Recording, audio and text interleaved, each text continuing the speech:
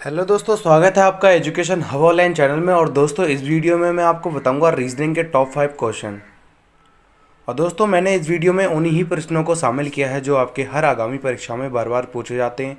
ये बहुत ज़्यादा महत्वपूर्ण क्वेश्चन है। तो दोस्तों, बिना देरी किए वीडियो को शुरू करते हैं और देखते हैं पहला प्रश्न। तो दोस्तों, ये रहा पहला प्रश्न आपके सामने। तो दोस्तों, पहले प्रश्न पढ़ लेंगे। प्रश्न क्या कह रहा है दोस्तों?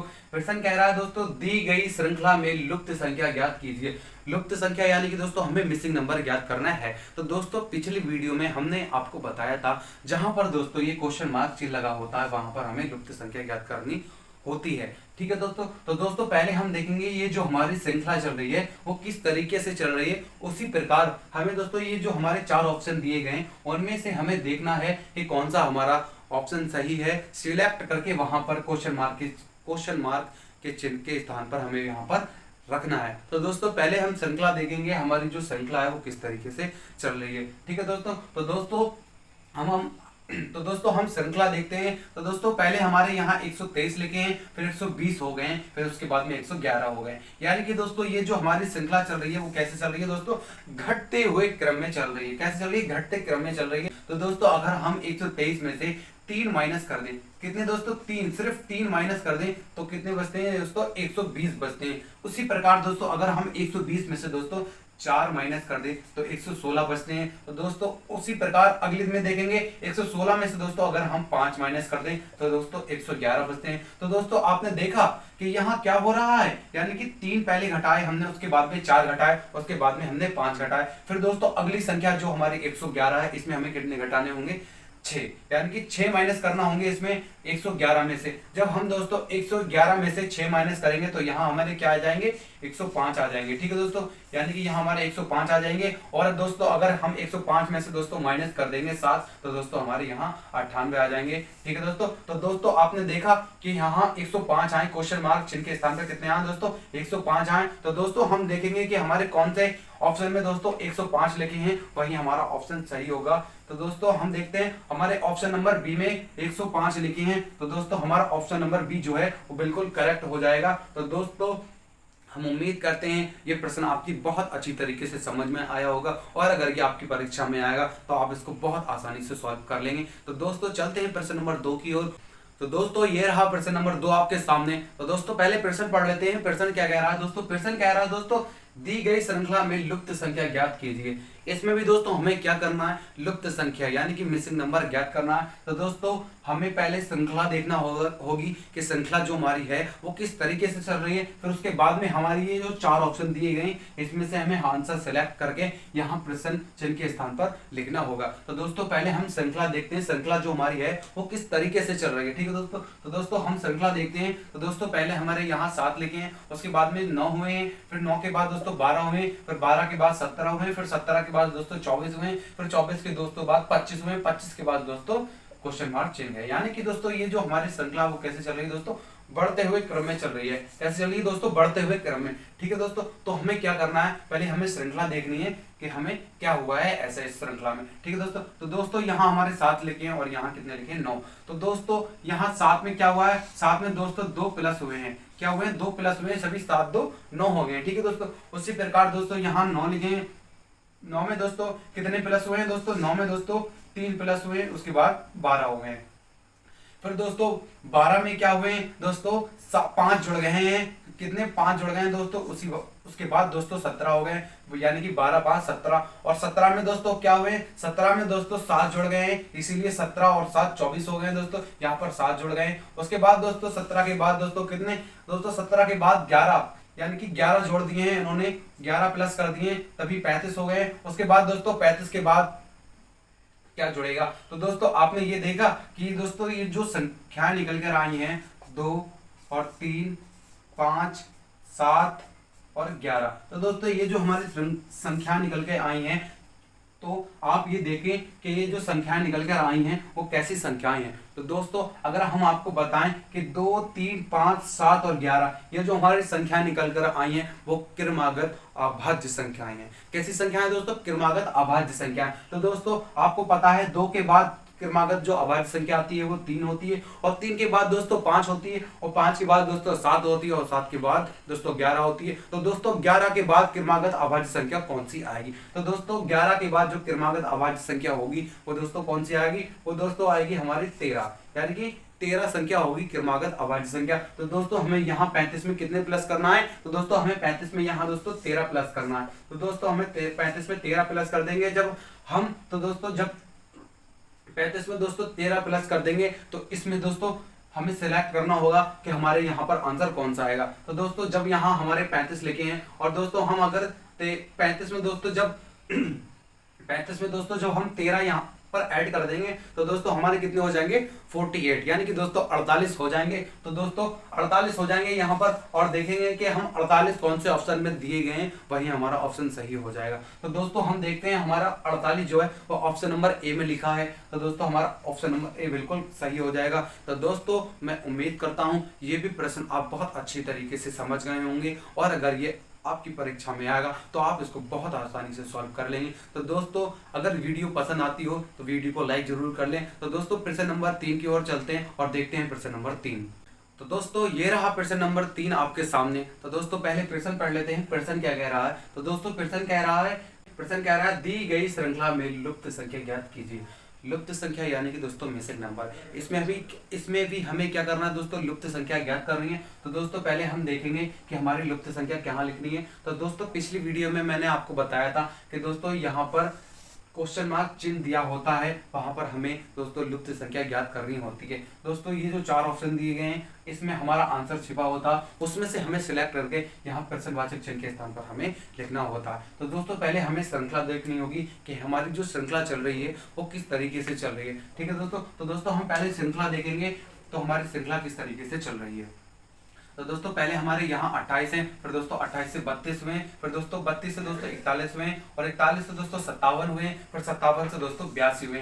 ठीक है दोस्तों, तो हमारी ये श्रृंखला कैसे चल रही है, यानी कि दोस्तों बढ़ती हुई चल रही है। तो दोस्तों हम देखेंगे कि यहाँ 28 लिखे हैं, 28 से दोस्तों 32 कैसे हुए हैं। ठीक है दोस्तों, फिर 32 के बाद 41 कैसे हुए हैं। तो दोस्तों अगर हम देखें कि 28 में दोस्तों 32 कैसे हुए हैं दोस्तों, अगर हम यहाँ पर 4 प्लस कर दें, कितने 4 जोड़ दें तो दोस्तों यहाँ पर 32 हो जाते हैं। ठीक है दोस्तों, उसी के बाद दोस्तों 32 में दोस्तों अगर हम 9 प्लस कर दें, कितने दोस्तों 9 प्लस कर दें तो यहाँ पर दोस्तों 41 हो जाते हैं। उसी प्रकार दोस्तों 41 में भी दोस्तों अगर हम दोस्तों 16 प्लस कर दें, यानी कि 41 में कितने दोस्तों 16 प्लस कर दें, यहाँ पर दोस्तों कितने हो जाएंगे दोस्तों 57 हो जाते हैं।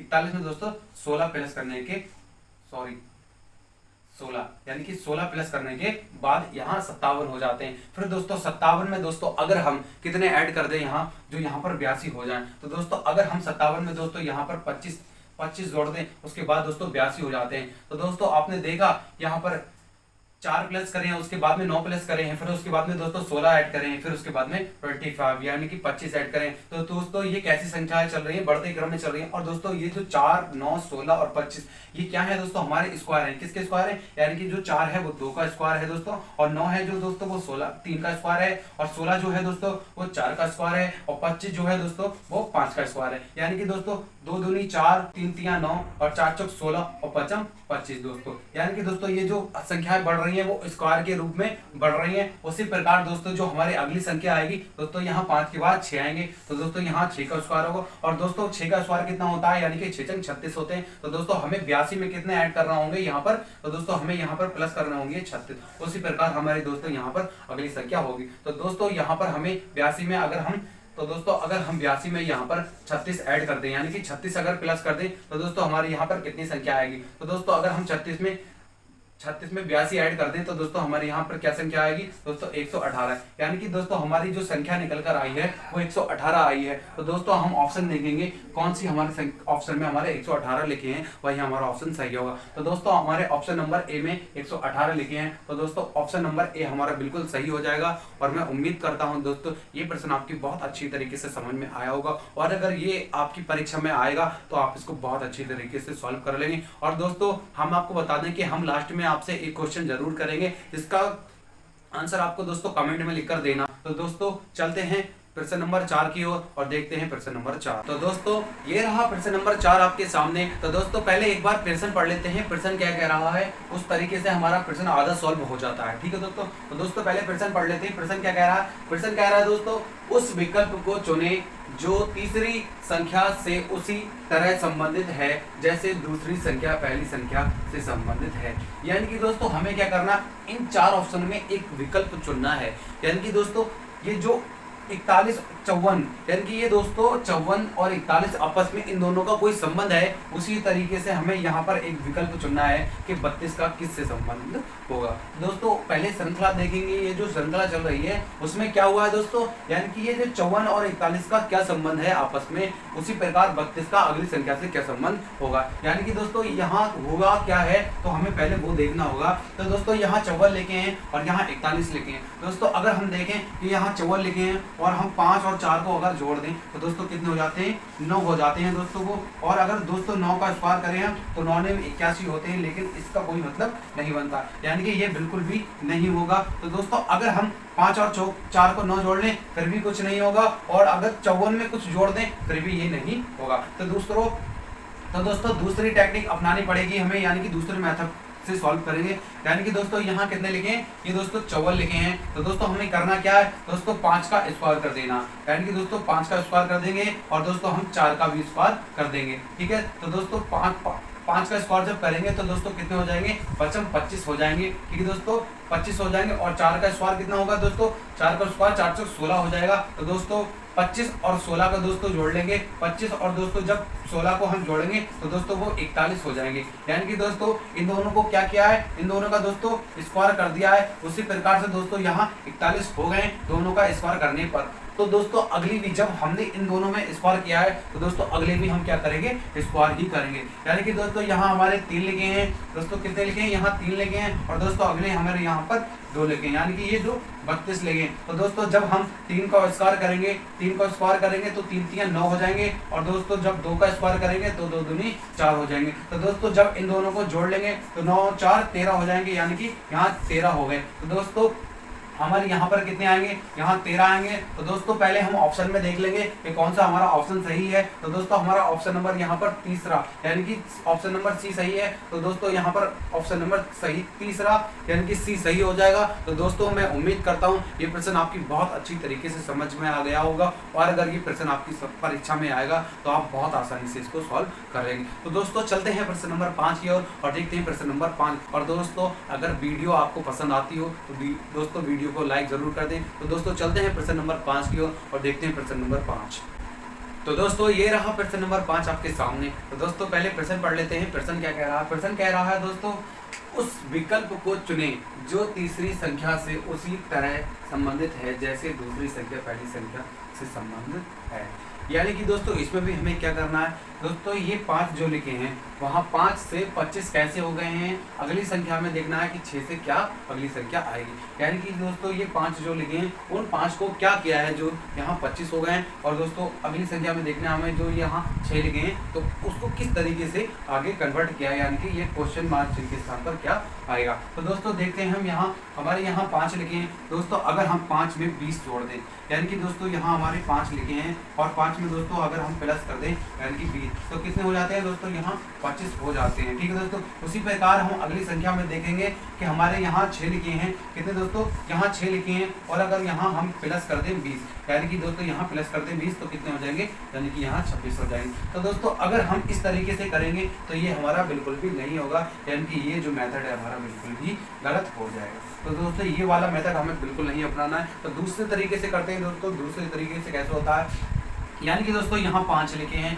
कितने लिखे हैं 5 लिखे हैं, और दोस्तों अगर हम 5 का स्क्वायर कर दें, यानी कि दोस्तों अगर हम 5 का स्क्वायर कर दें तो कितने हो जाएंगे 25, यानी कि दोस्तों 5 का स्क्वायर करने पर कितने हो जाते हैं 25 हो जाते हैं। उसी प्रकार जैसे हमने दोस्तों 5 का स्क्वायर करके 25 किए हैं वैसे ही हमें अगली संख्या का भी स्क्वायर करके करना है। यानी कि दोस्तों अगली संख्या क्या है हमारी, यानी कि 6 है दोस्तों, तो अगली संख्या का हम स्क्वायर करेंगे दोस्तों, अगली संख्या का जब स्क्वायर करेंगे तो दोस्तों क्या होगा 6 6 36, यानी कि दोस्तों 36 हो जाएगा। तो यहाँ पर 36 हो जाएगा दोस्तों, क्या हो जाएगा 36, और दोस्तों यहाँ जो क्वेश्चन मार्क चिन्ह के स्थान पे क्या आएगा 36 आएगा। तो दोस्तों हम देख लेंगे हमारा ऑप्शन नंबर कौन सा इसमें सही है वही हमारा यहाँ पर सही हो जाएगा। तो दोस्तों हम देखते हैं हमारा option number D. Option number D में 36 लिखे हैं, यानी कि हमारा ऑप्शन नंबर डी बिल्कुल करेक्ट हो जाएगा। तो दोस्तों हम उम्मीद करते हैं ये प्रश्न आपकी बहुत अच्छी तरीके से समझ में आ गया होगा, और अगर ये प्रश्न आपकी परीक्षा में आएगा तो आप इसको आसानी से सॉल्व कर लेंगे। और दोस्तों अगर वीडियो अच्छी लगी हो तो दोस्तों वीडियो को लाइक ज़रूर कर दें और सब्सक्राइब करना ना भूलें, ताकि दोस्तों वीडियो का नोटिफिकेशन आपके पास पहुंचे तो आप वीडियो का लाभ प्राप्त कर सकें। तो दोस्तों मिलते हैं अगली वीडियो में और भी अच्छे प्रश्नों के साथ, तब तक के लिए दोस्तों धन्यवाद।